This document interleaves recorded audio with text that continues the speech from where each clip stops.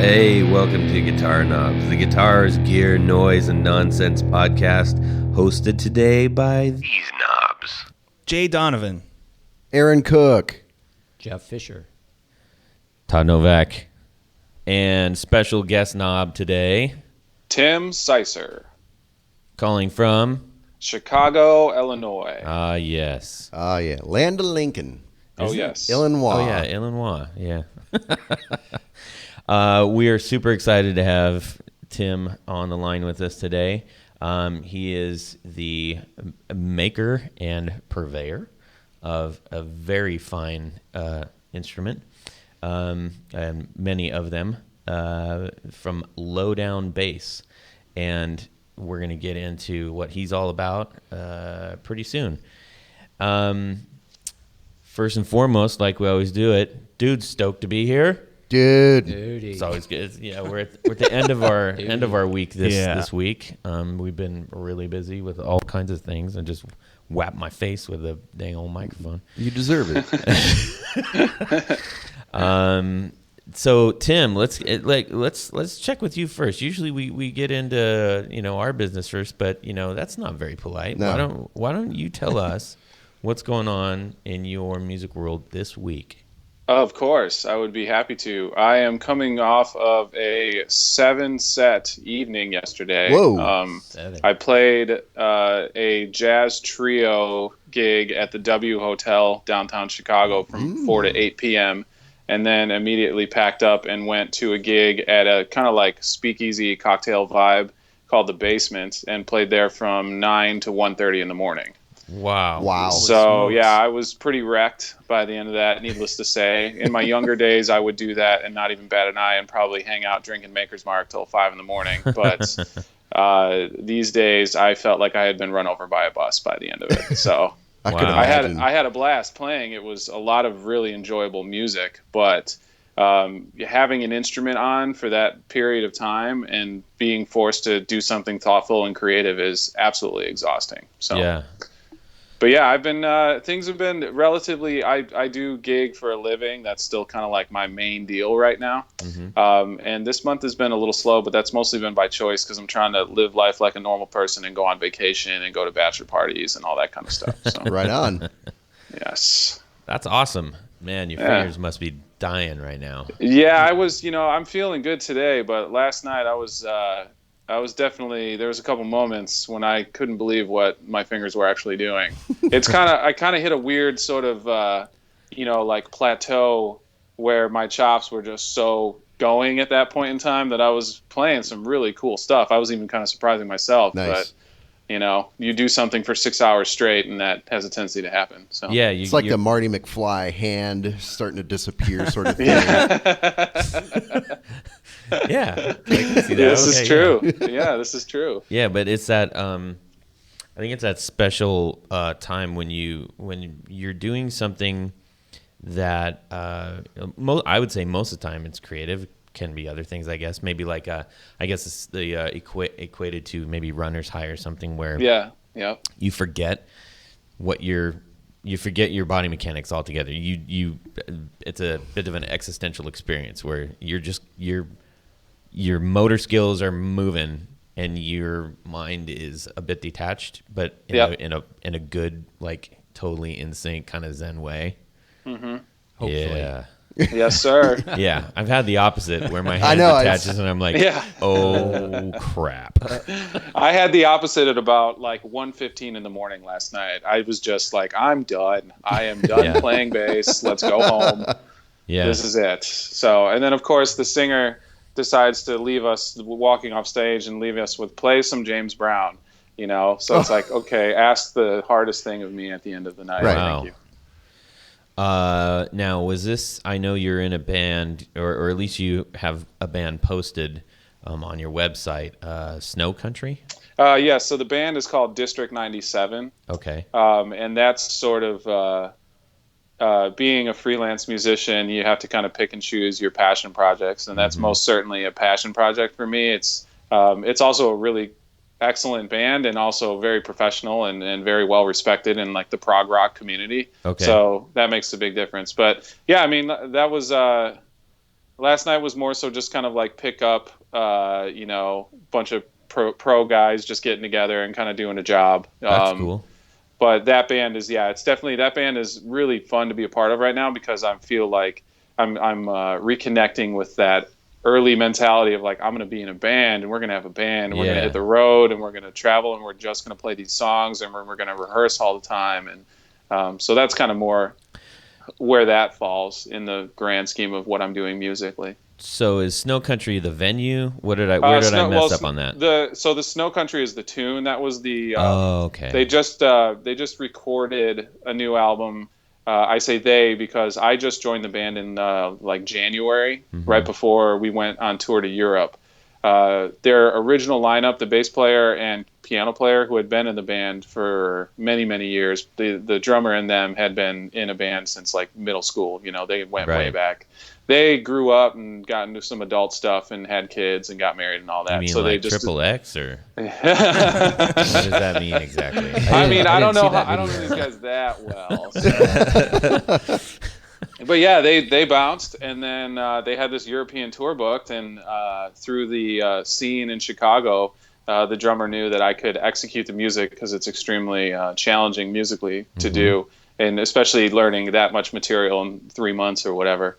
So he hit me up to do it, and I was geeked out because I love the music. I'm a big like prog nerd and fusion nerd at heart. So so nothing wrong with that. Yeah, that's cool. We like that over here too. Nice. So I got a question for you. And it may just be that folks today need a different label. All right, but I know that there is a bit of a resurgence in. Like specifically non-vocal sort of, I guess you could say, prog, but I think it's mostly referred to as math. Yeah. So do you, as a person who is probably playing a lot of all of that, whatever you want to call it, is there a distinction for you there? I would say there is. Genre labeling is so... it's something that has to be done because you want to organize things in your brain so you can make sense of them. And especially people who are not huge musical listeners or musicians or whatever, they need that even more.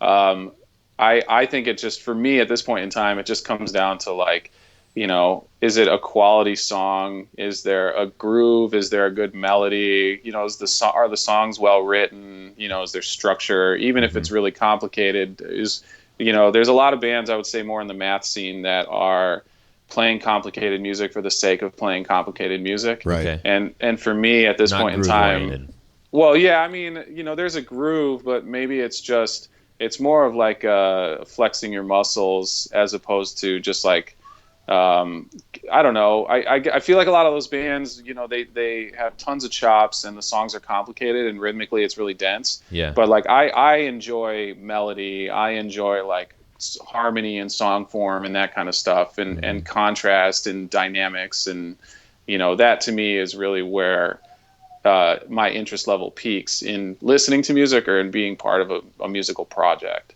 Right. So that's why I like District 97 a lot too, is because, and we actually got a lot of comments when we were on the road from people about this, and they say, it's always like, you guys play with so much balls and you groove hard, or I really like your guys' stuff because there's like melody and the songs are, you remember the hooks. A lot of these prog bands, it's like we toured with a band. I won't name any names, but we toured with a band, and by the end of the tour, hearing these guys literally every night for like 8 nights in a row. And I didn't remember any hooks. I didn't remember any, there was nothing that really stuck with me. Right. And I think that's important. And I think that's something that this band has. So. Yeah. So wait, do you have a theremin in the background or is that a cat? Cat.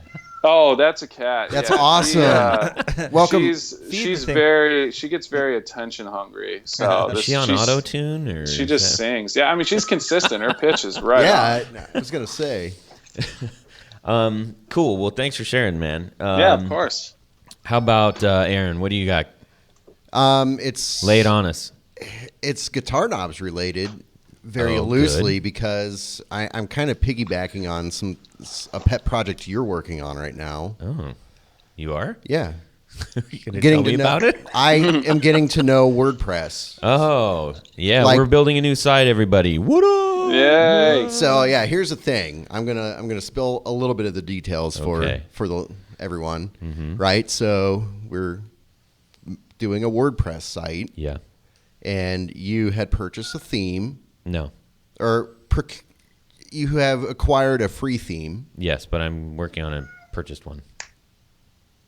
Wait, didn't I just what? I've been working on a site for like 2 weeks now. So you're saying you didn't purchase one? I originally did not. But then you did. But then I am about to pull the trigger on a new one. Oh. Yeah. Okay. So anyway, because and this is an interesting thing. I'm sure this not only pertains to. I'm going to poke into what you're saying real quick. The reason that I'm doing that is that and this is relevant to other musicians. I was having difficulty finding a good player that didn't require me to upload an MP3, which is non-trackable. So I was looking for solutions for that. But go ahead. Yeah. So anyways, I mean, so you're coming in from a prefabbed theme. I'm like, I've been wanting to do this for years, but it's okay. Start at the ground level. Let's go completely custom with WordPress. So that's what I'm learning how to do. And I've been kind of staying up late. Well, it's like I want to doing an adult site. Yeah, be honest. It's XXX. Yes. Okay. Well, no, there's a couple things I've been wanting to do is actually get a site for my own personal music that I write and record, and then also just like my professional portfolio and things like that. Yeah. But I mean, it's like I've always wanted to dive into WordPress. He's a real estate agent. So. Yes. Gotta hustle. So yeah, that's what I've been doing. Okay, so it's cool. like even if you do purchase the theme, there's still a lot. I mean, there's limitations. Yeah. So it's like, hey, we want to do Tons this. of it. I know how. Yeah, no, that's awesome. So we'll be talking a little bit more, but yeah, I think we can expect to see a site up within a couple weeks, maybe 2 tops, maybe less. Maybe more. Maybe more. You never know. That's cool. Okay, good. Music So, yeah. site. But that's a tricky thing. And I think there's you get into trouble specifically because if you go looking to try to do one of those, there are theme houses that specify in quote unquote music, but man, the They're majority bad. of them, they're terrible. They're They're really bad. terrible. So that's a tricky thing. Ooh, I think we just found a new job, building some WordPress band site things. Okay. Yeah. Jeff, what's I'm going all on, in. man? All right. Jeez. Welcome You're back, Jeff. brimming with information. Rein it in, bro. Let's see. Amplifier has a short in it again. Oh. Okay. So remember that amplifier that you borrowed a long time ago? We had issues with it. It was The PV. crate. Sorry. Yeah. Oh, well, yeah. Go figure. It's a Yeah, crate. yeah. that Go explains figure. a lot. Nothing So- but the finest. Nothing but the finest. So that thing was like, there's all kinds of problems with the solder and stuff like that on that board, and it's happening again. So Oh man. And that's a pretty complex board, as I remember. You had it repaired once, right? yeah, it's just because all the solder joints start to come loose after a long period of time. I mean, is it in the 'cause back gets of too a hot. truck or? No, it's just poor quality. Huh. Poor quality build Yeah. and board, too thin, and all that kind of stuff. So I was investigating that last night, and It's a nice today- looking amp. I mean, even as far as crates go. Stop trying to like, give it credit. It is. Yeah, I mean, it's it's- it's kind of got that old if school there like was- Tweety look kind of thing to it. If there was one crate, that would be it. That's the one that people would actually buy. and That's the try to- crate of all crates. That's the crate of all crates. All right. It's a vintage Club 50. It's like, EL34s. Sounds good. It's super loud. It's, in its clean form. The distortion side's a little fizzy, but whatever. I have no reason. It's got a lot of power. Yeah, super loud. So there's a stupid issue with the foot switch, the effects loop input jack has problems. It gets old, it gets corroded, it starts to break down. So either got to replace it with some new type of jack or make this little You should go to stereo New Jack cord. City to get those. What's up? Oh, come on. Great, right? Oh. Oh. I want to pull it apart and probably solder in a new jack. Yay. That's exciting. Nice. I need They you. just did a really awkward reach across all of our. I need you to come over to my house, Jeff, Not and again. look Not again. and look at this Marshall that I have. We talked about this before. I know, but we actually need to do it. Okay. Same thing. It's like these old crappy amps. Yeah. Like, do we ever really need to fix them or use them? Well, I don't have any equipment other than that amp, so it's like, and I've been wanting to actually play a little more pedal steel, so it's like I need that amp, so I'm not always having to rely on the computer just to be able to hear what I'm doing. Yeah. All right. Let's do it. Fix that. Okay. How about you come to my house? Yeah. All right. That's No. the only crate you'd want. Oh, that's it. Oh, we got to put a good picture. We got to put that up on the. We're looking forum. at one of the old 70s It's- crates where it's actually... It's actually a wooden crate with a speaker in it. The first original crate, right? Oh man. When they actually made them in crates. Yeah. Original crate. That's Awesome. hilarious. Jay, what's up with you? So, Jay Donovan. Jay Donovan, what did I do? I downloaded a new app called 4Track. It's not a new app. It's one that I've used a lot when I was just It's trying new to to you. sketch out ideas. No, it's like I've had it before, and I stopped. So it's not a new app, and it's not new to you, It's an but it's It's new. an app. it's an old app that I used to use, and I quit using it. And this weekend, over the last week, I was like, I'm gonna download it again because I remember I always liked it because it's by Sonoma Wireworks. It's called 4Track. Yeah. And it's just like a super simple. It's like it reminds me of like old 4-track cassette 4-tracks. Oh yeah, like the little task cams and stuff. Super easy to use, and I just you can just sketch out some ideas real easily. And so I was using that to record some ideas in multi-track. So you plug into it? You can, but you can just with acoustic. Oh, yeah. Just layer. Just you the can mic. just like quickly layer. So Yeah. that's the latest thing. That's the latest thing. That's interesting. I forgot about this app, and I was like, oh yeah, that thing exists. So I downloaded it again, and I remembered why I liked it. That was your little quest last week, or was it 2 weeks ago? You did the show, got the juices flowing. Yeah. making some new music. You like the coming phone to- apps. coming to your head. I mean, you work for TechCrunch. I mean, I get it. Yeah, I like little gadgets. Well, this one's cool because it actually has a bunch of interfaces, physical interfaces you can Physically digital. get for it, plug into it. So Okay. Yeah. yeah, see. All right. So that's it. Jay, are you done? Done. I'm done. See, there's the interfaces. There's the physical. Oh, there's a interface. physical interface. Yeah. But you What- said what did you think downloaded I- an app. I'm What did you think I meant by confused. physical interface? Well, when you I were said talking that? about an application, weren't you? It's On your phone. skeuomorphic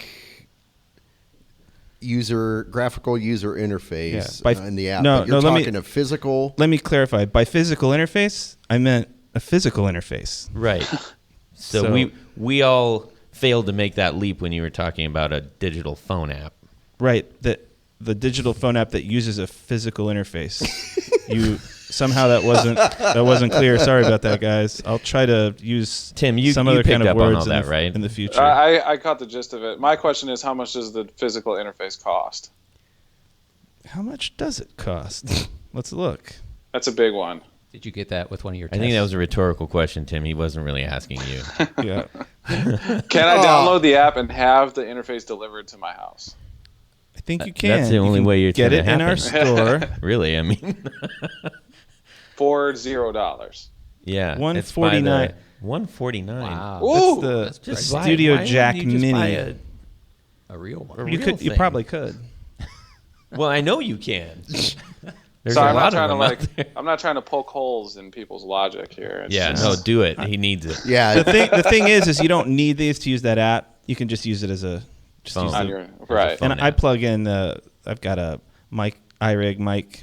yeah. It works fine too. You can Nice. I need to get one of those. Yeah, they're pretty sweet. They are. Ringing endorsement. Pretty sweet, man. They're easy to use. I mean, it's like seriously, it's got I believe different patterns, a couple of different patterns for the mic. So Sweet. Don't Yeah. look at me like that, Todd. I was just trying to think of. I just remember. I forgot the movie, The Save Pedro. You know. Napoleon Dynamite. Yeah. Yeah, it's pretty sweet. It's pretty sweet. Skills. Those chickens have large talons. Todd. Hey, yeah. Hey, what Oh, have you been doing? Hey, I have been Making a I've been website. testing like crazy. Oh, I've been doing the website. But anyways, I don't know what that was. Yeah, I've been lovely. having super amounts of fun because we've got a guest coming on in an upcoming episode. A local guy who makes pickups, and he's got a really awesome story behind those pickups. And so we said, hey, it's one thing to say, let us borrow your pedals and we'll give them back. It's another thing to say, let us test your pickups, which equals guitars. So he's like, yeah, man, here's like a whole bunch of guitars. So we're like, woohoo. Nice. Yeah. So we're having fun with that. And I think Were these physical guitars or digital guitars? No, actually, I already played one of them. They were great. I thought we weren't allowed to talk about it. Well, Are we allowed I'm to talk preempting. about it? The cat's out of the bag now. That's why I was going to use that one. Well, All right, keep going. Yeah, but you're doing. Keep going. You had your crate. So I'm not going to get into specifics. I'm just going to say I've had fun testing a wide range of guitars and seeing So how have they I. act. Yes, we actually right after this episode we're all doing another swap of all the guitars and our own personal guitars, so that we're if we're testing something with P90s, we have another P90 to test with, etc., etc. Cool. Yeah, it's super cool, super fun. So there's that. And the other thing. Damn. No, one thing. Remember? This is I mean, it's a thing. It's not just a me thing. Breaking the It's rules. everybody. I know. Again. After Everybody you can relate to chastise this. us for it. Exactly. Everybody can relate to this. So I was excited because Boring. you bastard. Aaron was like, "Hey, what are you going to talk about?" Uh-oh. I just lost me. That's that microphone Damn, cable. we got to fix that microphone cable. Maybe we can use the Not rattlesnake cable to do that. I don't know if that will work. So Aaron asked me. He said, "Hey, what's going to be your top 4?" And I said, "I'm getting a pedal today." And he's like, "What kind of pedal?" I said, "I'm going to tell you tomorrow." So I found a pedal, and I was like, "Sweet, this is a killer deal." And I called the guy, and he's like, "Awesome, I can be here at this time or at this time." And I'm like, "What works better for you?" He said, "The later time." I said, "No problem." So is this a Craigslist or? This is a Craigslist. Okay. So I call him up and I said, "I'm all right. I'm ready." He's like, "Oh man, somebody came by earlier and picked it up." And I was like, "You Oh. dick." Whoa. Not cool, bro. Yeah, that's Craigslist karma. You don't do that. If you do, you at least call him and say, "Hey, I got somebody here who's going to give me the money right now," or "I just raised the price." I mean, even if it's, I'm not saying that that's a really great idea either, but it's just like, when were you going to tell me that? Like when I showed up at your house? That's Yeah. when he was gonna Not take cool. you into the basement and throw you in That's a. right. Yeah. It's downstairs. Yeah. It's in You the- see it? It's in, you see it? It's down in that Look well. behind that well door. Climb down into the well. Yeah. The pedal will be down there. And then I'm not going to lie. I won't tell the full truth here, but I have, I've Someone prepared living in your well? myself. Yes, I do. I've prepared myself on certain purchases in the past when it was a little bit sketchy. I'll just leave it there. like fight your way out of a situation if necessary. I'm just gonna leave it there. Yeah, So certain mentality goes into those deals. yeah. Are you talking like taking ninja stars with you? Just in case things get out of I control. think it's something more semi-automatic. Maybe So a anyways, ninja star. Now that's an. that would be awesome. Can you bring Nunchucks. Are those Yeah. work legal? Can I you, actually wear bandoliers, so that sends a pretty heavy message. I mean, have you guys experienced that? Have you've been jerked around on that? let's just say I it's have- always in the back of the mind somewhere. Any Craigslist thing I've ever done ever, it's like, Or someone messes with you? you son Yeah. of a bitch. Yeah, Tim, what have you've had some any bad I've had Craigslist a experience? whole lot of good luck on Craigslist. I That's don't know good. why. I just have, and but there's certain things that you buy off Craigslist, and there's certain things that you don't. Like Yeah. I wouldn't sell like a TV and be like, come to my place and buy this TV. Yeah. You know. I But you got to music, be able to meet at a gas station or something. yeah, and I mean even if not, What? if it's musical equipment, most of the time, if it's like pedals or small amps or that kind of stuff, you're just dealing with other people who are in the same boat as you are. So Yeah. I most of the worked time. it out too. I've got a can of beans that's an amp. So I just bring that. I know that sounds like there's no context to that. I'm sorry. I have this can of beans. I'm sorry. There's the What can is of going beans and on? it's an amplifier. I think. Yeah, like I bring it. I keep it in my pantry. yeah. No, it's pocket amp type it's, thing? it's a small can Yeah. that's been converted into an actual amplifier. So I've Sweet. used that to test. That's how I bought that Godin Archtop with the P90 in it. I pulled that out and he's like, "What? That's awesome!" And I was like, "Yep, works. Thanks a lot. See you later." Sweet. No plug necessary. Nice. Are you Yeah. done? Yeah, now I am. Good. With your 2 items? All right. Okay, so what everybody really paid the high price tickets for today was to hear from our special guest knob, Tim. And I don't want to butcher your last name, man. It's all good. Okay. It's Seisser, Seisser. which is it's a Seisser. German name, and when District 97 was on tour in Germany, I was grilling all the German people, be like, "Hey, how do you pronounce my last name?" And every single one of them got it right. Nice. It was Seisser. awesome. Yeah, they were spot on. The pronunciation was perfect. You would I hope was- they would be. Yeah. It's the motherland. Yeah. So, okay, just a real quick background, okay, so why are we talking to this dude? That's probably what everybody wants to know. And Jeff and I were at a local guitar show, and upon stumbling on the lowdown bass display, we were like, whoa, what the crap? These are sweet. And you were really awesome to talk to, so I just put the 2 and 2 together and said, you need to be on the show. So, when Jeff and I were there, Jeff plays more bass than I do. I play a little bit, but he definitely plays more than I do. And he is a big fan of the exotic woods. Oh yeah. Oh, yeah, he loves exotic wood, baby. Oh yeah. Oh yeah. And so he wasn't even listening to me. I was talking to him, and he's like,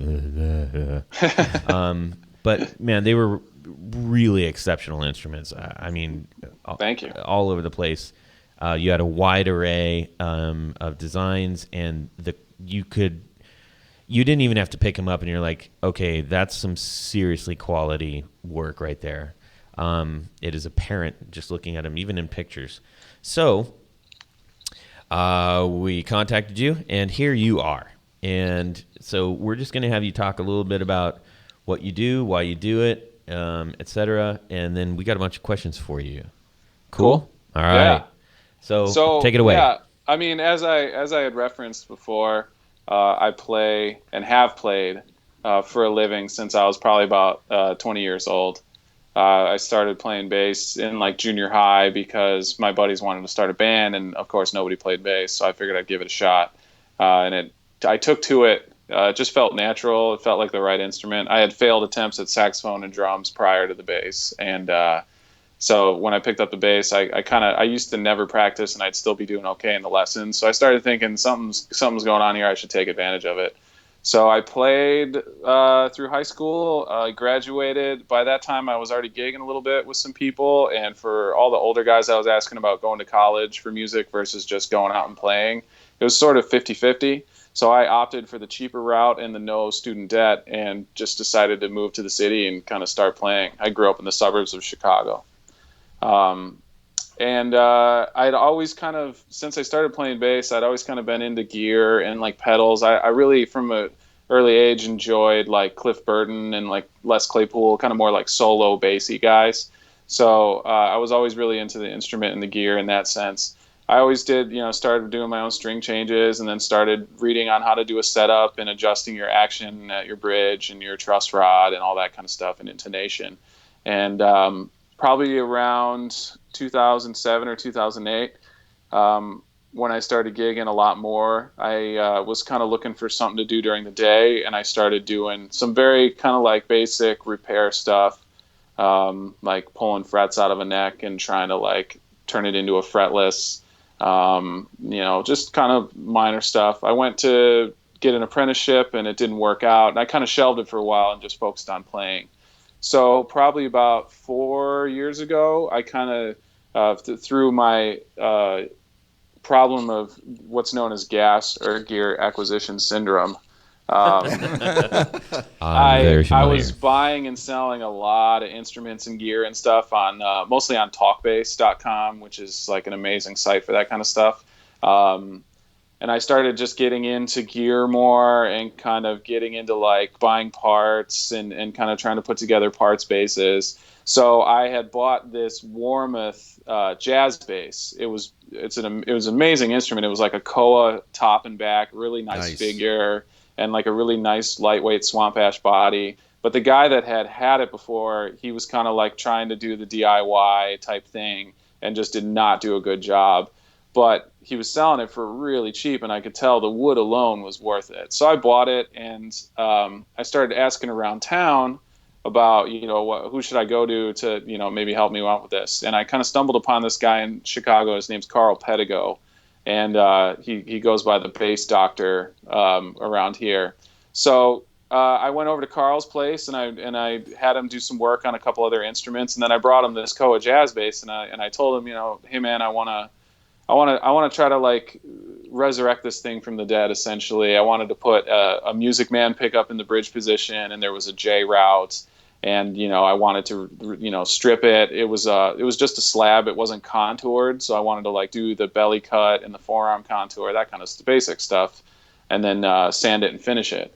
And so he kind of was like, I don't really do apprenticeships. I'm not really interested in doing that. And so I was like, okay. And then came back a couple weeks later after doing a little bit on my own, was like, hey, what do you think about this? How about doing an apprenticeship? And yeah, I don't know. I'm not really into apprenticeship, but I can show you this and I can show you that. And that eventually evolved into an apprenticeship. So I had to kind of weasel my way, through stubborn persistence to getting in this guy's graces. Cause I could tell, Carl's, he's as OG as they come. He's extremely knowledgeable, and everybody takes their instruments to him here. So he obviously does something right. And he was actually in the late 90s, he was the floor manager for Lakeland Bass Guitars. Oh, wow. Mm-hmm. So he was pretty pivotal in the development and the application of techniques and stuff that went into making Lakelands kind of in their heyday when they were the most popular instrument for bass players especially. It seemed like everybody was picking up Lakelands left and right. So yeah, he eventually, I started to take it more seriously, and I started to buy like jazz bass bodies and necks on Craigslist or Talkbase, and just kind of start experimenting and putting those together and figuring out how to install a bridge and figuring out how to level a fingerboard and figuring out how to install like tuners and all the kind of little things. And that eventually led to I had a bass built by another builder, and it was a 5-string, but it had a high C instead of a low B. And I was taking it out to my gigs and really loving the high C, but I was always missing the low B as well. And I just decided, well, I need a 6-string. This is the only way around it. It's the sound that I was hearing was definitely the 6-string. And I started looking at what it was going to cost to get a nice boutique 6-string. Yeah. And it's insane the amount of money that can go into that stuff, especially custom specifications, custom, a lot of stuff that I'm nitpicky about. So I started looking at putting that money instead into starting low down bass guitars, and doing kind of like a personal investment. I sold some gear and just kind of bought a bunch of wood, bought a bunch of hardware and pickups, and bought a bunch of tools over time, and then just kind of started, just kind of building. So in the in the early days, it was me working in our guest bedroom of our condo that we had just bought, my wife and I. And I tell everybody I had started to have nightmares about her suffocating me with a pillow because I was just trashing the guest bedroom. I mean, like running a router in there. It's just like, I mean, shooting wood chips all over the bed and just like it was bad. And I was just like, her mom's like coming into town to visit, and we had just moved in, and all these people are coming to visit and check it out. And I'm just having to vacuum like all day, every day. So I realized if I was going to finish, this was when I had started some of the builds, some of the ones that I had at the show, but some other ones that I've since sold. And I kind of moved into a rehearsal studio that I was recommended from a friend of mine. And I got a room in there, and it was on the second floor, and in the summer it would be like 80 degrees in there. And there was these horrible like punk bands and stuff rehearsing around me, like in all directions. And I'd be, trying to like zen out and do fret work, and it'd just be like a cacophony of sound from 360 degrees of just awful music. So I then decided that I could no longer do that, and was able to weasel my way into a little workshop space in our building right now. So currently I'm just kind of like working here and continuing to try to crank out instruments at a high level. And just continue to try to like grow the brand and kind of get more people aware of what I'm doing and what I'm trying to do. Well, dang, man, you need to. That's a book right there. And I don't mean in length. I mean that's just you probably had to do that many, many, many times. Yeah, I would definitely. Do you have pictures of the guest room at its worst? There is one. This dude had come over to buy this bass, and it's actually funny you mentioned that.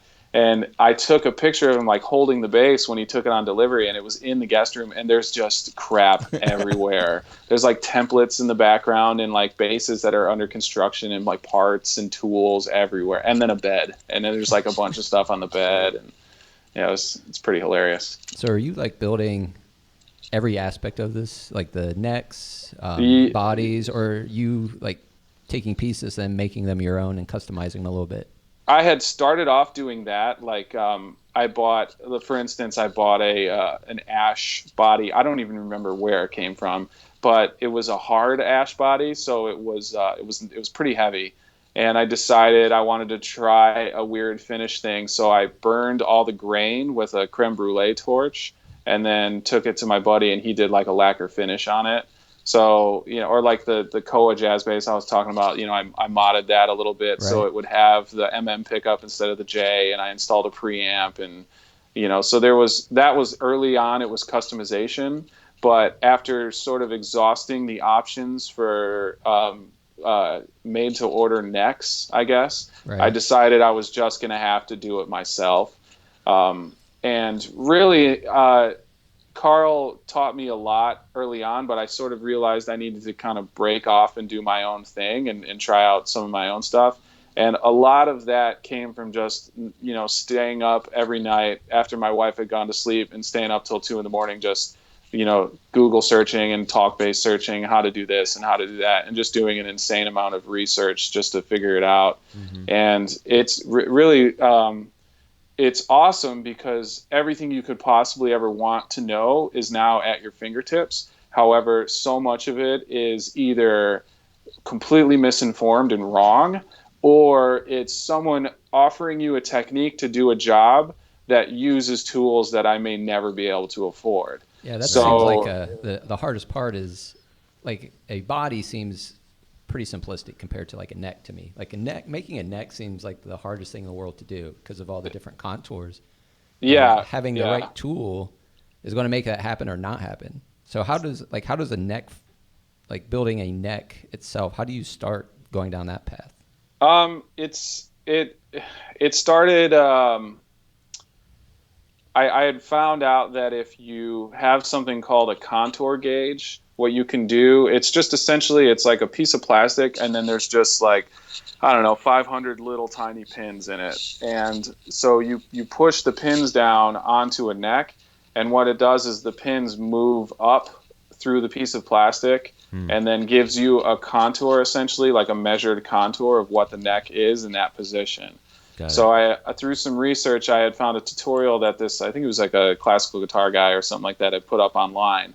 And it was pretty much, if you buy a contour gauge, to try to make this sound simple, which it's not at all, you can take this contour gauge, put it on like the first fret, put it on the 12th fret, and then what you do is you have two pictures of what a neck contour is like, and then essentially you trace the contour onto a piece of paper and then measure like a square box around it, because when you start with a neck, it's just a blank, it's just a rectangle.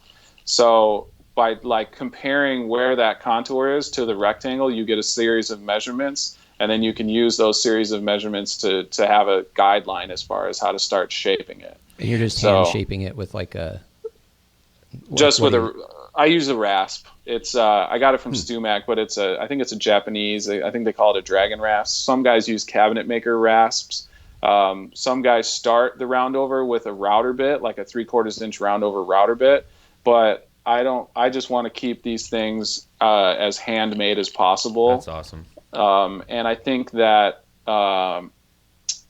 there's a noticeable difference when it's all done by hand as compared to when it's done by like a CNC machine, Right. or like getting most of it done. Plus, like a router will tear out the neck sometimes, and you end up with chips and gouges. Right. Yeah. And so how long does it take to actually carve out that neck? To do an average neck, is it like to do the carving for me is usually like it's usually 3 sessions. It's sort of, the first session is just getting pretty much the basic carved shape in there.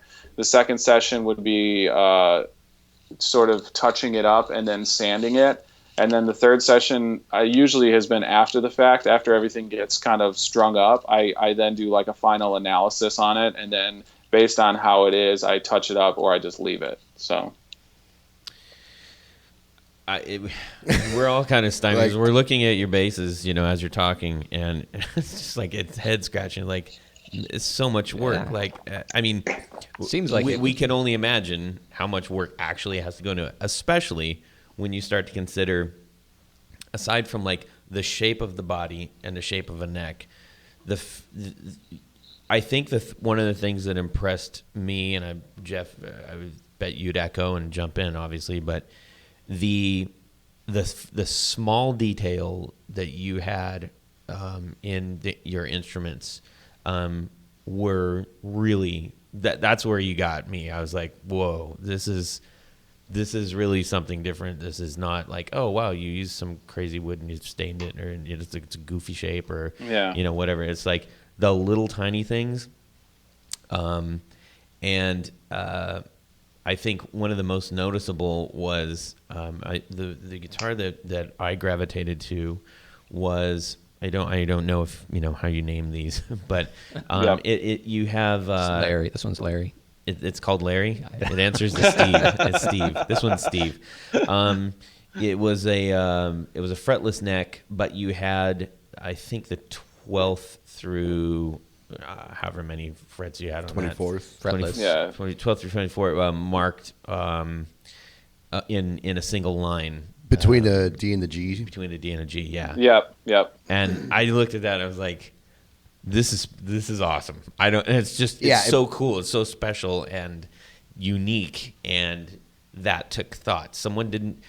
I think when I think about people who are doing custom work, luthiers and stuff that are creating new things, there's such a difference between somebody who's doing something with at least an element of originality versus basically a straight copy of something that already exists.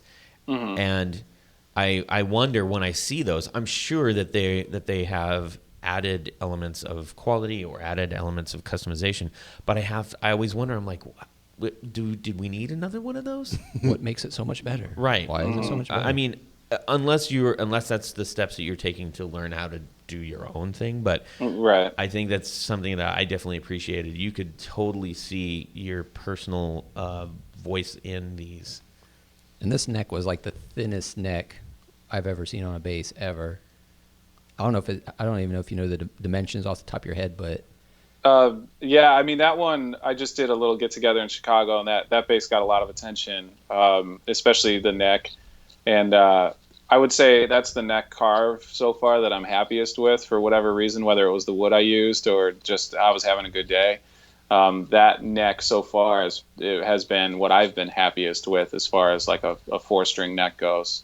And that bass was a lot of fun. I wish I could take complete credit for that dot marker position idea. Yeah. I kind of that idea was informed by a guy who builds basses out of Canada. They're called F basses, and I think his name's George Furlanetto. Or Furlanato, I don't know. But anyway, he had that, but he just did it with single dots, and I think they may have been all the same size, or they were bigger at 12 and 24. Yeah. So I had this plastic side dot rod material sitting around, and I saw that, and actually, I think maybe where my instruments are a little bit different, especially for them being kind of newer, is the reason I did that is I had another fretless bass that I had built that I ended up selling. And it was the same fingerboard, it was a 5-string, and I had played a couple gigs on it, and I remember I had always had lined fretless basses, so pretty much a slotted fretted fingerboard just filled with a wood veneer line, sort of like what Jocko did with his bass. Yeah. And I had always done that because I was a huge Jocko fan as a bass player when I was younger, and I had this unlined bass that I had built just for giggles, and decided instead of doing lined, I was going to keep it unlined, and I was going to put the dots on the side at the fret, as opposed to in between like 2 and 3 and in between 4 and 5 or whatever. Right. And I was playing it, and I loved it. I actually liked it more than playing a lined fretless bass until I got up to the upper register. And then there's a thing, it's called parallax, I believe, where you're looking at something that's straight lines, but your angle, as you go up the neck, that your sight angle becomes slightly diagonal. Yep. So where you think it is by looking at it, it's actually not. And especially as you're looking across a radius fingerboard. So I remember just thinking, what would make this better is if I just had little kind of markers to indicate on the higher strings where my fingers are at. Because on the E and the A, it's not a problem because you're looking at the side dots. But then you get to the D and the G, and it's all of a sudden the parallax kicks in. Mm-hmm. So I had this dot stock, and I just figured I'd give it a shot. So I tried to figure out where, because you can't just do it straight up and down, because then it'll be crossing under the D string, because it's the fretboard is not a tube, it's a cone. So I had to figure out like a set of measurements from the edge of the fingerboard using a 4-string that I already had, and then draw out a line and then make the dots on that line. It was very tricky, yeah. And I did like 2 dots side by side for 12 and 24, and then bigger dots for where the dots would normally be at 15, 17, 19, and 21. Right. And then smaller dots where the in-betweens are. So, and I really am happy with the way it came out. I'll be doing a 6-string for myself, a 6-string fretless probably in the near future, and I plan on doing it again for those. So. That's cool. That actually begs a question of like, I think most of people are familiar with 4-string basses, and as you, I think No, I've never heard of them. 3 strings, baby. Yeah, yeah. We see. Remember we the see in band's president? Yes. Yeah.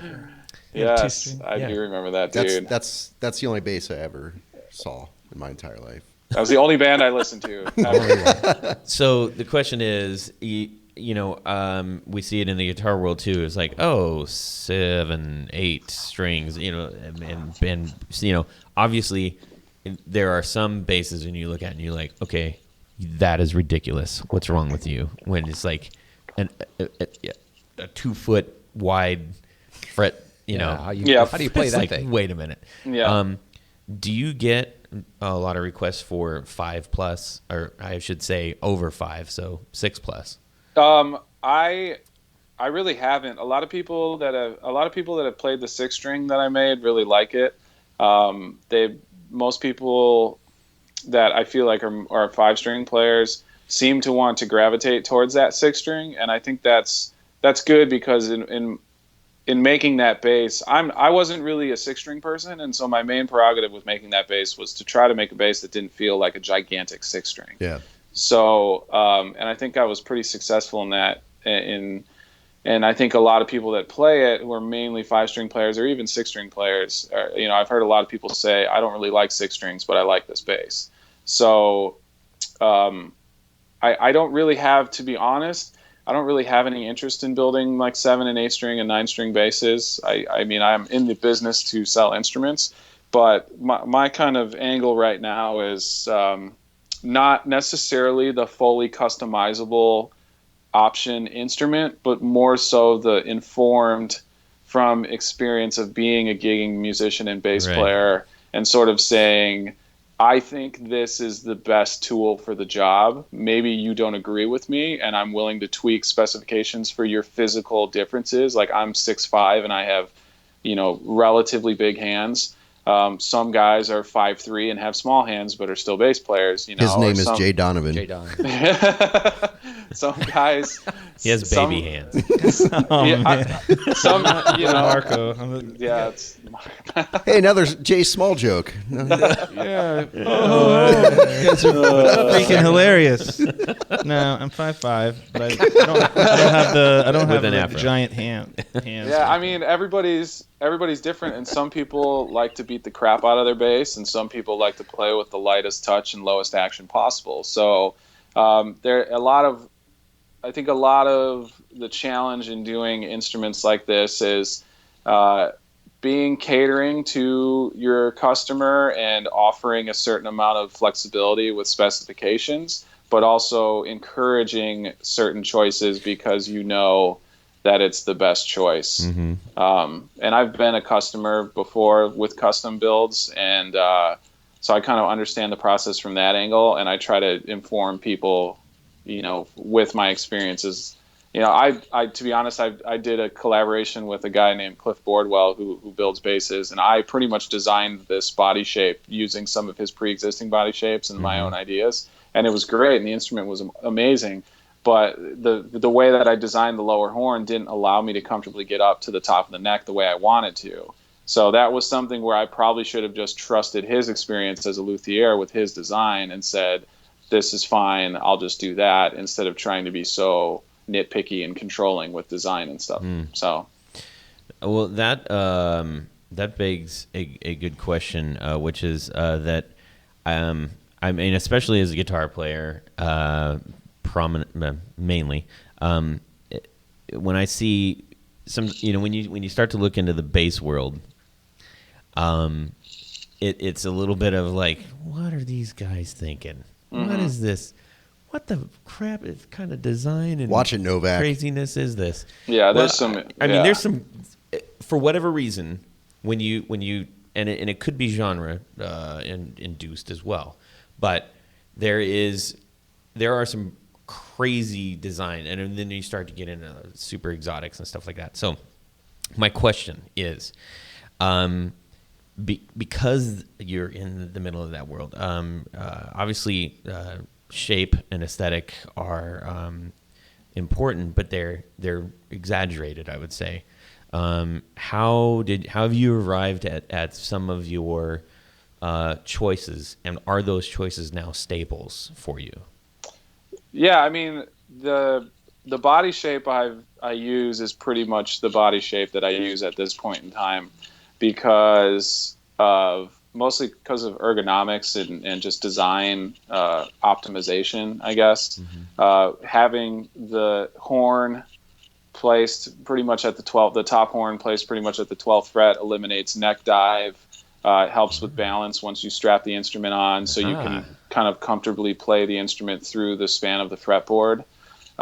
With the design on the lower horn, it's about comfortability when you're sitting down, playing it if you were right-handed, playing it on your right leg, like resting kind of along your hip on your right side. Or if you wanted to hold it in more of like a classical guitar position in between your legs, then the lower horn rests on the left side. And I think it switches kind of between those two positions comfortably. Jay just woke up, by the way, right there. Nice. On that one. He's like, oh, what? So, Classical and then, guitar. yeah, I mean, a lot of guys, it's kind of like a lot of times, like let's say when I'm playing 6-string, I'll do a lot of, and once again, I think a lot of these designs are informed from my experience as a player and my preferences. I will try to do more chord melody type stuff. If I'm on a trio gig with a guitar player, maybe I want to fill out the harmony a little bit when he's soloing.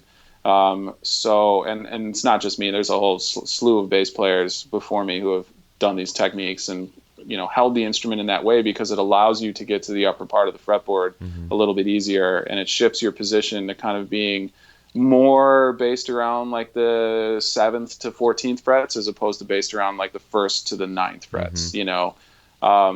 So yeah, I mean, that it's sort of, it all comes from that.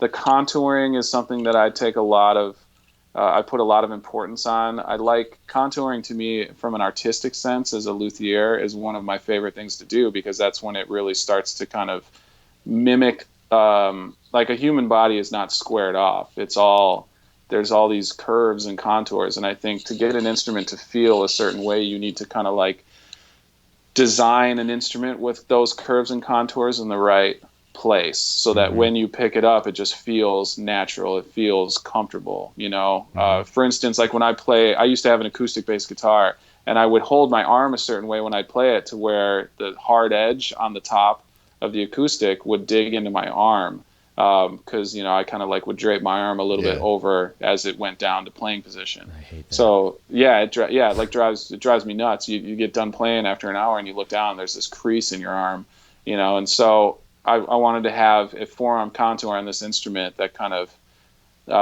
felt a certain way, and kind of you can rest your arm on it in different positions, whether you play up more towards the neck pickup, whether you play way back on the bridge, whether your arm comes down perpendicular to the strings perfectly, or whether it comes in at a slight angle. It's kind of like that contour is trying to accommodate different right hand and right arm positions. So it's kind of weird if you think about also how the physical state of things can affect your perception of the music. So imagine you playing some like jazz fusion with like a Bo Diddley style body, right? Right. No, Yeah, right? And by the same token, playing punk rock on something that like one of your basses would probably look a little ridiculous. Yes, it would. Your brain would be just like, what? What is this? This is not making sense. So that your styles lend themselves to a little bit more finesse, cerebral and finesse kind of music. I would say. Absolutely. Yeah. Another something. And here's another something for you. I like somethings. Go on. I've got a lot of somethings. And I hear Jeff's already getting a little steamy right now. Oh yeah. He knows what's coming. Do I? Yeah. You work with a lot of exotic woods, and based off of only 4 guitars on your current website inventory, I clocked Claro walnut, swamp ash, Pau Ferro, maple, purple heart, mahogany, basswood, curly redwood, wang, zet, ebony, alder, flame maple, rosewood, and figured maple. Yep. All on one guitar. 15 different kinds of exotic wood, all on 4 guitars. But they don't look ridiculous. I'm not saying that for a comedic point. I'm saying that is really great design. Excellent. That's good to hear. Thank you, man. I appreciate it. Yeah. Jeff's got to smoke a cigarette now after all that. I am extremely highly susceptible to wood boner just as much as anyone else. So I think I have this sort of like hippie-ish nature, I guess. And without getting too like granola and crunchy, it's like, I think nature is beautiful. And I think the designs that come out of some of these trees, are just like the natural variation in pattern, but also symmetry that comes out. It's just, I think it's gorgeous. And so, but I also think a lot of guys kind of take it a little bit overboard too. Where like you said, it's you look at some of the stuff and it's like, this is just obnoxious. It's just difficult to look at, and it looks like somebody like a tree threw up, and then you put it on top of your bass. So I saw one on Instagram yesterday, and a guy was holding up matchbook purple bird's eye maple, and it was like a purple stain within naturally occurring within or something. It was I was like, what the huh? How is this? That's crazy. I mean, it's beautiful. But, it's amazing. Yeah. I just I kind of nerd out, I've and it's actually, once again, here's where it's really cool to be doing this in this day and age of technology, is that there are so many little specialty luthier tone wood dealers all over the country, and you can just Google search luthier wood or tone wood, and all of a sudden you've got like 40 reputable dealers, and you can just go through their inventory online and be like, oh, this is cool, I like this. And then I can I can minimize that window and then open up a window of a fingerboard that I like and look at those two pictures together and get an idea of what it's going to look like in my head before I even buy any of the wood. So as a consumer right now, it's an amazing time to be shopping for like specialty wood. And in addition to that, I have an amazing lumber yard that's like 20 minutes away from my house. They stock so much awesome stuff. And one of the guys that works there, the first time I went there, I had no idea what I was doing. Like, I was just standing in there. I just must have looked scared. I might have wet myself a little bit, and Called so the police on you. Yeah, they were like, "What is this guy doing? He's creepy." And so I ended up. This guy comes up and is like, "How's it going?" And I told him, kind of what I was trying to do. And he goes, "Oh, you should talk to Kurt. He's a luthier." And then all of a sudden, I'm introduced to this guy who's like a reputable guitar builder. And he just walked me through the store and was like, "What are you trying to do? This is what this wood is like. This wood is great to work with, but it splinters easily. So make sure you wear gloves when you're working with it. Or this stuff's great, but it's really hard to finish." And he just kind of passed all this information on to me at the store. And that's a resource that I don't take for granted, because not everybody's got that sort of lumberyard or that sort of informed lumberyard employee. Some people go to Home Depot, and that's all that they got. So it's kind of like, I'm very, very lucky right now to be doing this and to have the resources available that I have. What is your favorite part of the build? Ooh, I can tell you my favorite part is probably shaping the body and carving the neck. I like carving a lot, even though it's extremely exhausting. I do all the contours by hand with a rasp as well on the body. So I think shaping the body and getting all the contours and seeing, that's when you start to get like cool patterns with the grain, and like when you put veneer lines and accent lines between like a top and a body, you start to see the line and how that's going to look. Yeah, I mean, that's my favorite. And if I had to choose a least favorite, it would probably be like soldering and electronics. That stuff just drives me nuts. I don't know why, but a little more tedious with the. Oh yeah. And I mean, I didn't have any knowledge of electronics whatsoever prior to doing this. And thankfully I was playing a steady gig when I started doing this with a guitar player. We were doing a jazz trio gig, and he's like an electronics whiz. He like builds his own computers, and he used to work at an electronics repair place doing like TV repairs and, so tiny components and tiny soldering and all that kind of stuff. And he knows everything, it seems like, about electronics. So I would just be asking him questions all the time and going to his place and hanging out and just watching him wire stuff up and figuring out why he's doing what he's doing. So I got a question. I was looking at some of the pictures that Jeff had up on screen, and it looked like some of the strings, you had different kinds of strings you were putting on a couple of the basses, and I wanted to know, how does that, do you ever start with strings? Do you ever start with like, I want flats on this one, or tape, or how does that factor in?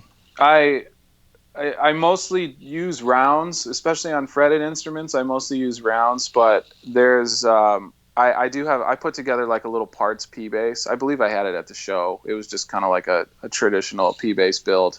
And I've done some like jazz bass and P bass builds in the past. I don't really focus on that right now, but still can and will. But for me, like the P bass, you got to have flats on it. It's just, it's just the sound. Like the P bass sound to me is like slightly muddy with the tone rolled down a little bit and flats. And you dig in a little bit, and you kind of get that like James Jamerson, type punch. The tape wounds I used specifically on that fretless because it had a piezo in the bridge. So the bridge saddles were piezos, and then it had a magnetic pickup in there. We got a piezo instead of piezo. Or a pezzo. Piezo. Piezo. What is it? Hey. So yeah. That's officially what we're going to do every time that word comes up.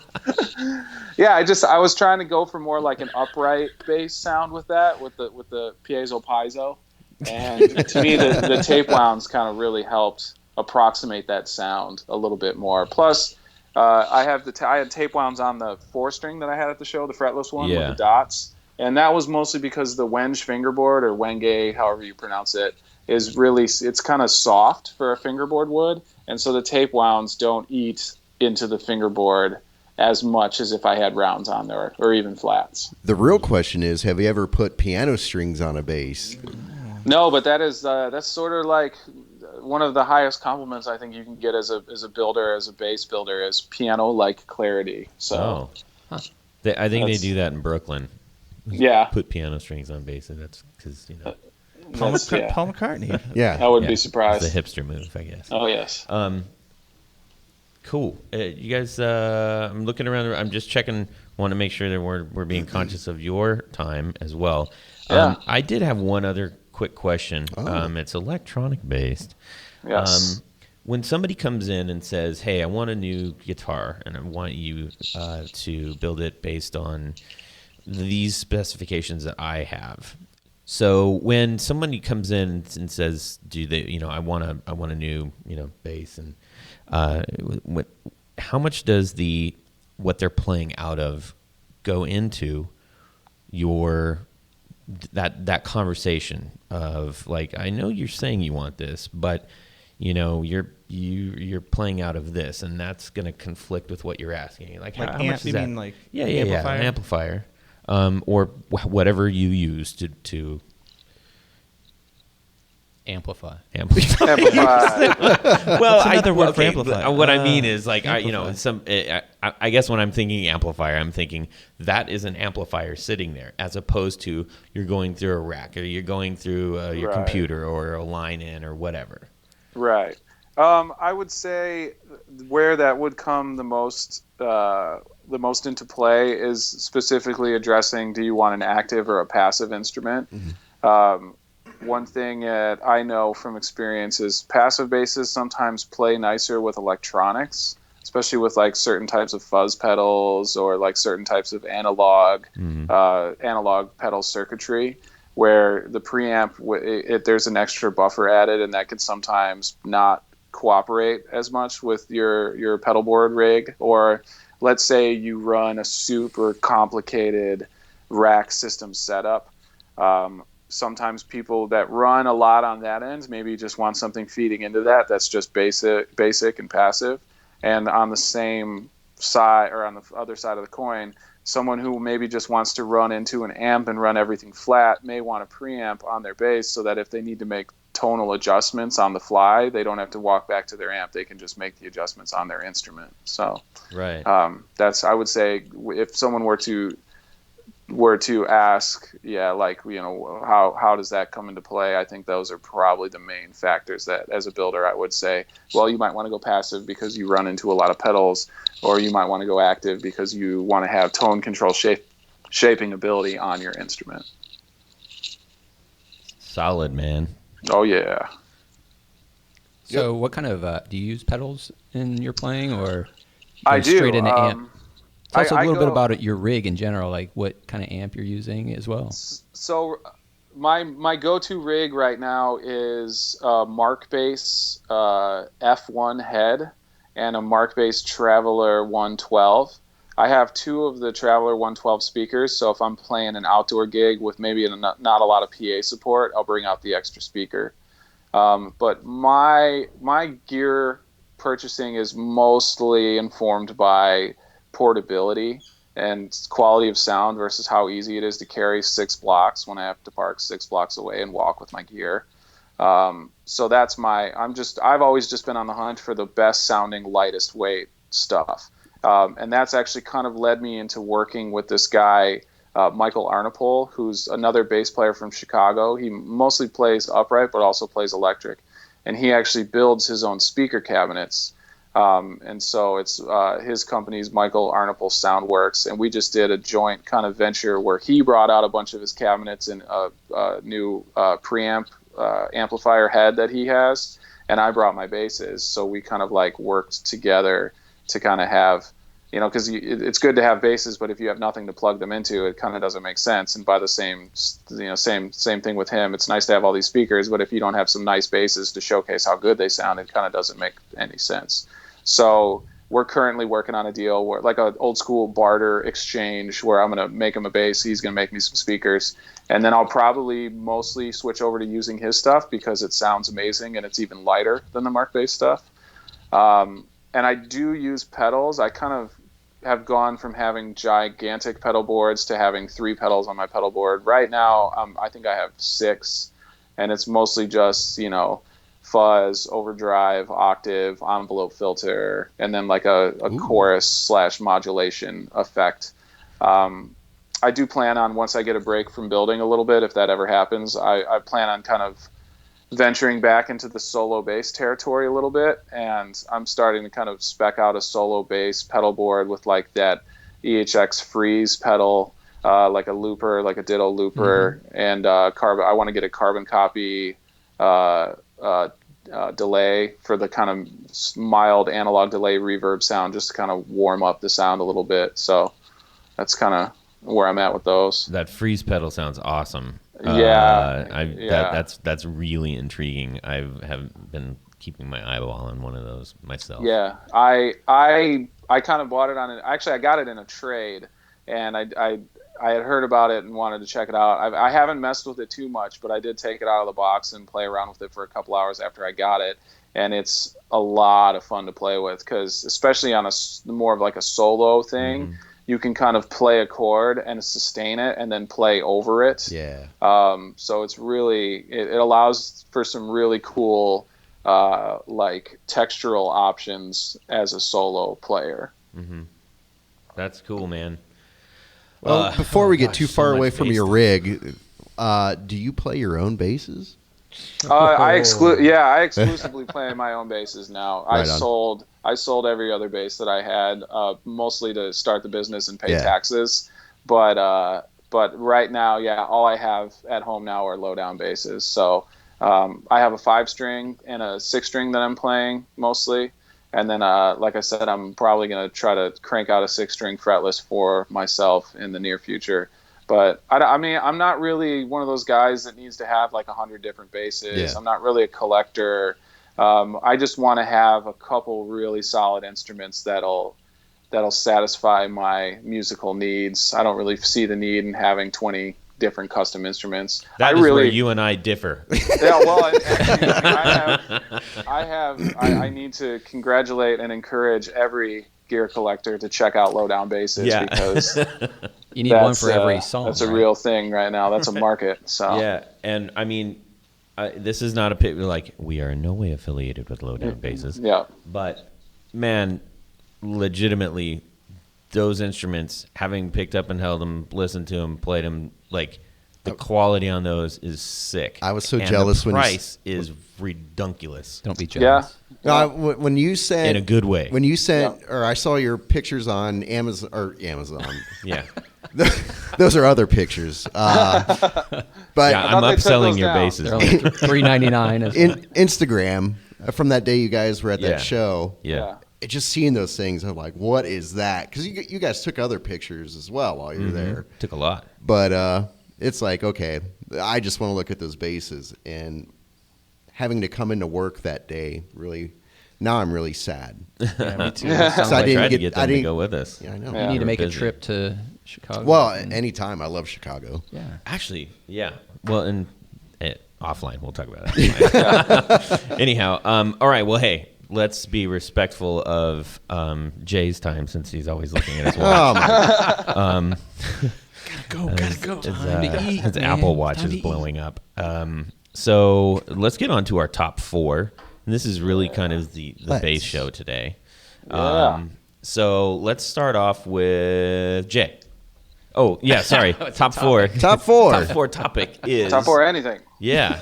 Is your pickup, your bass pickup configuration of choice.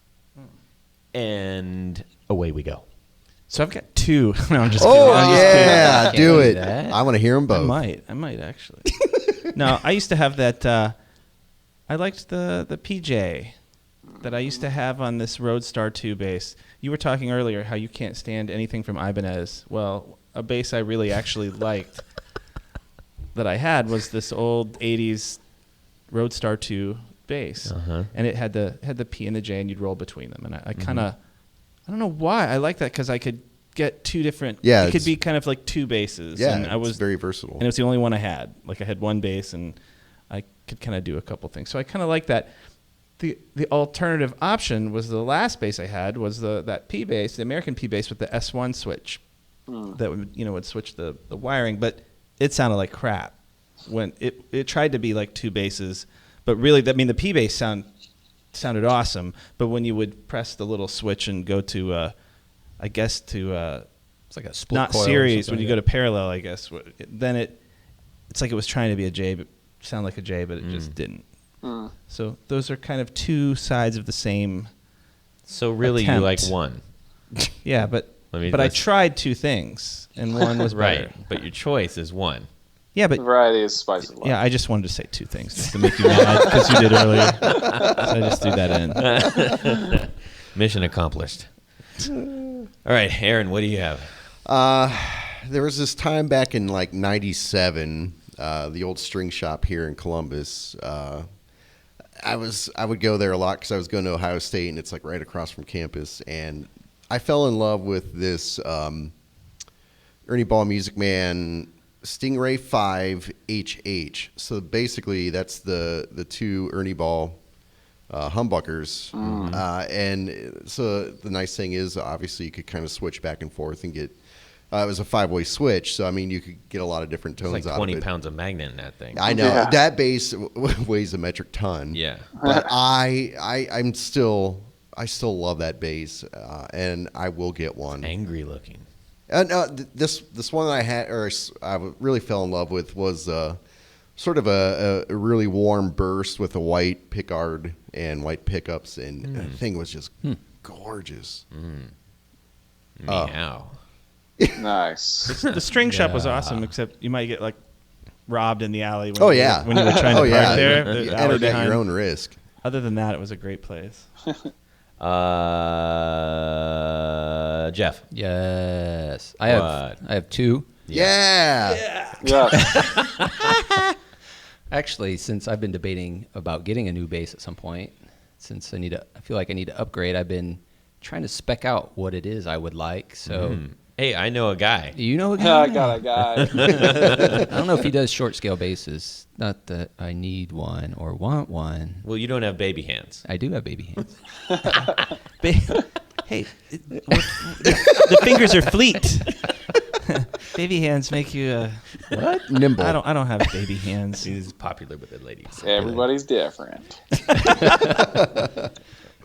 So far, I've been drawn to the jazz style with 2 active pickups. Okay. There's nothing wrong with that. Thank you. Thanks You're for off coming. the hook. Yeah, agreed. He likes it. I'm just. I Glad that's second. so early. I second what he says. Only because it seems like, from what I've witnessed thus far, is that you can get such a range of tones through that combination. What's your thoughts on that, Who? Tim? On the JJ setup, As far as most versatile pickup setup. I would have to say, if I'm going to go with a 4, which I can easily do 4, my favorite is a dual coil on the bridge and a hum canceling single coil on the neck. So that's kind of like a riff on the jazz bass, but more of like a modern jazz bass sound, I guess. And then after that, it would just be like the straight jazz bass. I do like hum canceling because I like to be able to favor one side or the other and not have the hum. Yeah. I do like just the old P, just the standalone P on its own. I think there is something special about that.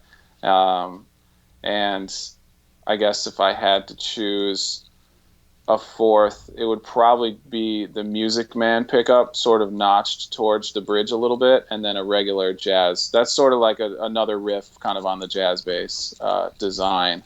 So, yeah, I guess I'm kind of a jazz bass guy at heart. Yeah. So you just picked 4. I did.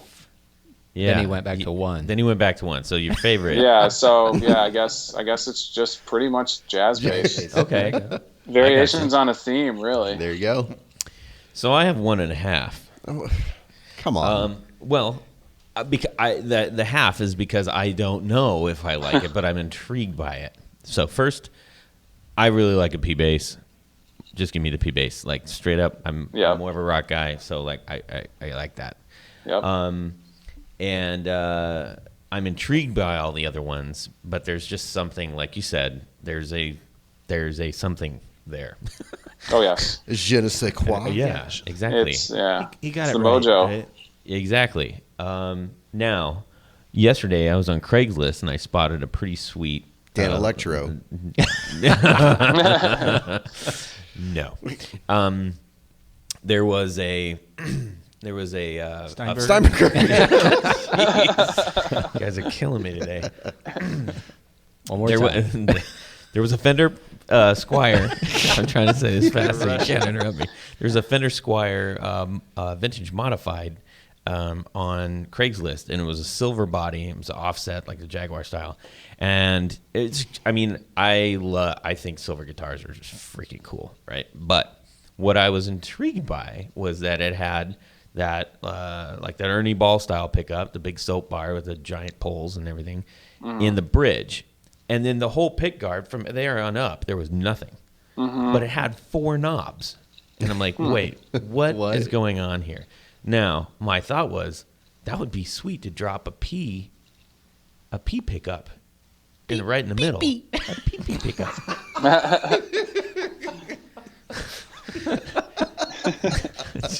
Did it look like this? That's okay. We have a picture of a Pee-pee?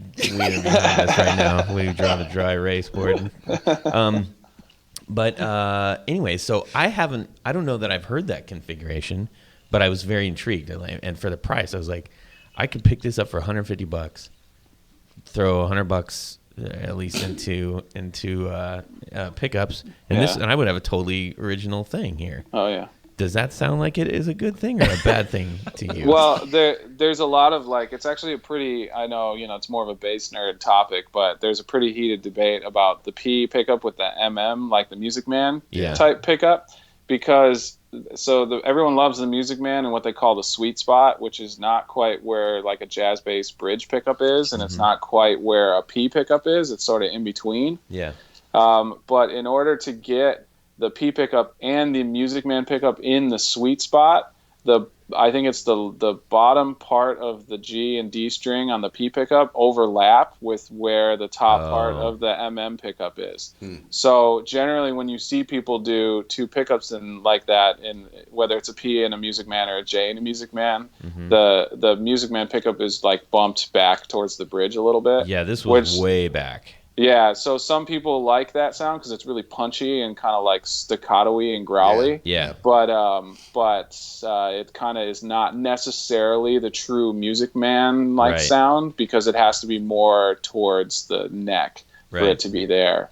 But yeah, like, I've seen people do it sort of like what you're saying, where the big pickup's kind of in the bridge position, and then the P pickup's more in where a traditional P pickup would be. Yep. And then you're kind of like getting into it's sort of like a modified PJ configuration. Yep. But with a little more power at the bridge pickup and maybe some more like switching options if you're making me want to do this right now. Yeah, man, I'm a facilitator of gear acquisition syndrome. So yeah. Sounds like we need someone that could build a new type of pickup Brandon, yeah. that could combine something together to work in both situations. Interesting. Might be something there. Might be. It's kind of like the holy grail is can anyone make a pickup that does the P pickup and the Music Man pickup kind of all in one in that sweet spot. So. Mm-hmm. Interesting. Oh yeah. Now my brain is going crazy. Because I might have a little bit of stuff to burn on that. Oh man, I'm gonna get myself into trouble. You call it baby hands pickup. The baby hands. Baby hands pickup. Baby hands pickup. I like that. It's small enough to fit together in the sweet spot. Well, hey man, we're gonna let you go feed your cat or whatever right now. If it's still alive back there. They get fed in half an hour. They can wait. We've had a heck of a good time talking to you. Yeah, thanks for having me, man. I really appreciate it. Getting people like you on. I always learn so much. I know that we always are thrilled with the conversation that we have, and I'm really happy that we met you, and I'm sure we'll continue our conversation moving forward. And get the plug in. What's the website? Yeah, plug your stuff. Yeah, it's lowdownbass.net. So I had to go the .net route because .com was taken by some subwoofers in the trunk type situation. So yes, lowdownbass.net, and then I'm also on Instagram, lowdownbass. I don't remember if it's basses or bass guitars. You guys have it in front of you. This is bad. I just changed it. People will find it. Yeah, so I'm on Instagram too, Lowdown Bass, and then also on Facebook, Lowdown Bass. So yeah, there's a ton of great pictures on your Facebook account. Yes. So all right, well, hey, thanks a lot again, and we'll talk to you soon. Excellent, thank you guys. See you, Tim. Baby hand. Well, that's it for these knobs. Please join us on Facebook.com/groups/guitar knobs and tell us what you think and share your stories and guitar stuff along with ours. You can also find us at twitter.com/guitar_knobs and also at our website at guitarknobs.podbean.com.